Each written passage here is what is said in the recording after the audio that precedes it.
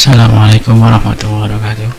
Salam sejahtera untuk kita semuanya. Selamat berjumpa kembali di Taraka Kanal TV. Kali ini kita akan membahas alat kesehatan bagi habis yang bernama suction catheter. Selamat menyaksikan.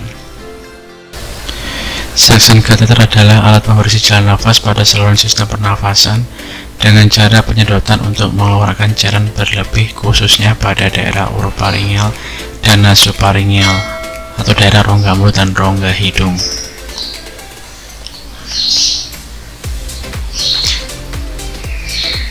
Terdapat 4 macam dan 4 warna, 4 ukuran, mulai dari ukuran 6, 8, 10, dan 12. Kita mulai dengan ujung warna putih, yaitu ini ukuran Frank 12, digunakan untuk pasien dewasa. Ukuran hitam, warna hitam, ukurannya Franknya 10. Untuk yang biru muda ini warnanya ujungnya Franknya ukuran 8.